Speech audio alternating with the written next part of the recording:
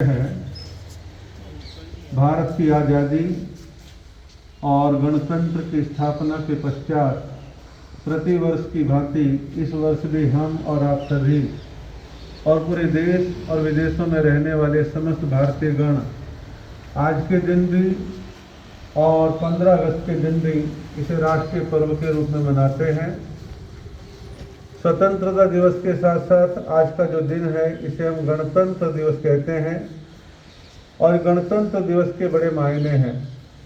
कोई भी देश, कोई भी समाज अपनी गतिविधियों को तभी ढंग से संचालित कर सकता है जब उसका अपना एक संविधान हो।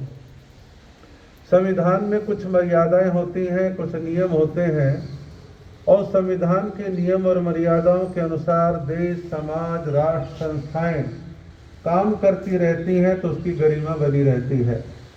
भारत की आज़ादी के पश्चात भारत की सरकार पर, संविधान के निर्माताओं पर, जिसकी कमेटी के प्रमुख थे भीमराव अंबेडकर और भी बहुत सारे कोई 125-150 लोग थे। बड़ा डिस्कशन करने के पश्चात एक एक धाराओं, एक एक मर्यादाओं के बारे में सामूहिक चिंतन और बहस करने के पश्चात इन धाराओं को निश्चित किया गया। हमारा संविधान बनाया गया।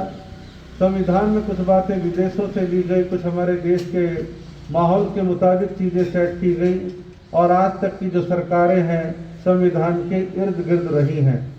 संविधान में बहुत सारे मूलभूत अधिकार देश के नागरिकों को दिए हैं। धार्मिक स्वतंत्रता और समानता का अधिकार दिया है। समानता को यथासंभव लाने का कोशिश सरकारों ने की है। महिला और पुरुषों में समानता हो, ऊंची और निम्न और नीची जातियों में समानता हो, विभिन्न प्रकार की कैटेगरियां हैं, वो ठीक है, लेकिन उसके बावजूद भी भारत का संविधान तो सबको समानता का अधिकार देता है। भारत में बहुसंख्यक अल्पसंख्यक दोनों वर्ग हैं और बहुसंख्यक अल्पसंख्यक के बीच संतुलन बना रहे, इसके लिए संविधान के अंदर बहुत सारी धाराएं दी गई हैं। संविधान तो इतना संपूर्ण है कि उसमें प्राणी मात्र के प्राणों की रक्षा और अधिकारों की बात की गई है। यहाँ तक कि पशुओं के प्रति, पक्षियों के प्रति क्रूरताओं को लेकर के भी कुछ धाराएं हैं जिसमें पशुओं के प्रति यदि कोई क्रूरतापूर्ण व्यवहार करता है तो उसे कैसे नियंत्रित किया जाए, कैसे कंट्रोल में किया जाए, इसके लिए हमारे देश में भी, बाहर के देशों में भी ऐसा है। कल मैं पढ़ रहा था अमेरिका के किसी एक शहर के अंदर एक जवान लड़की विभिन्न पशु पक्षियों को क्रूरतापूर्ण तरीके से मारती थी और उसके वीडियो बनाती थी।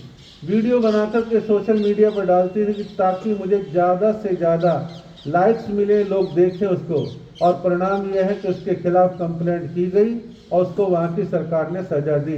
ऐसे हमारे देश में मनुष्य के अधिकारों की रक्षा के साथ साथ प्राणी मात्र की रक्षा की बात, पर्यावरण संतुलन की बात और जाति पाति के भेद को समाप्त करने की बात हमारा संविधान करता है।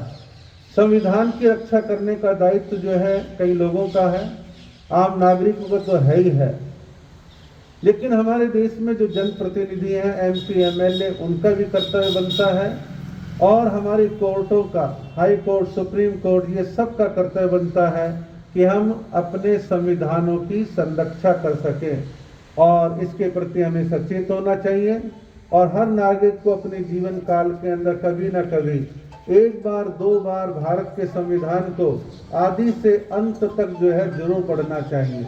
बातें बहुत सारी कही जा सकती हैं, लेकिन आज के इस अवसर पर मैं आपको भारतीय गणतंत्र की स्थापना की 75वें वर्षगांठ की, जिसे हम डायमंड जुबली कह सकते हैं, अमृत महोत्सव कह सकते हैं, उसकी मैं आप सबको बहुत बहुत हार्दिक शुभकामनाएं देता हूं।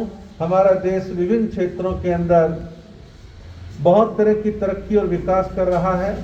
अनेकों प्रकार की उपलब्धियां भारत सरकार हमारे राष्ट्र के खाते में जा रही हैं।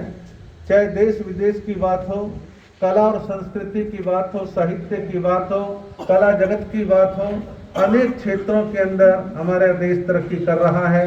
हमारी सेनाएं सशक्त हो रही हैं, हमारी अर्थव्यवस्था सशक्त हो रही है, लेकिन और भी हमारे को बहुत सारे कर्तव्य करने शेष बाकी हैं। जहाँ कहीं हमें लगता है जाति पाति का भेदभाव है उसे यथासंभव ठीक करने का हम प्रयत्न करें। और सुधार की प्रक्रिया एक व्यक्ति से शुरू होती है। हर व्यक्ति सुधरेगा तो राष्ट्र सुधरेगा, और राष्ट्र सुधरेगा तो हम एक मजबूत ताकत बन करके उभरेंगे। और भारत ने हमेशा अपनी ताकत का मिसयूज नहीं किया है, कभी भी नहीं किया है।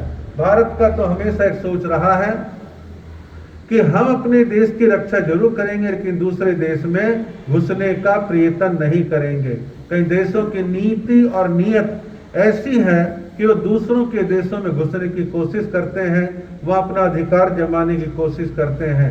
भारत की ताकत अपने आप के लिए वरदान है, विश्व के लिए वरदान है, और आज भारत की ताकत को पूरा विश्व महसूस कर रहा है। तो इस प्रकार पुनः एक बार आप सबको गणतंत्र दिवस की 75वीं वर्षगांठ की बहुत बहुत हार्दिक शुभकामनाएं हैं। हम सब मिल करके अपने देश को और अधिक सशक्त बनाने का कार्य करें।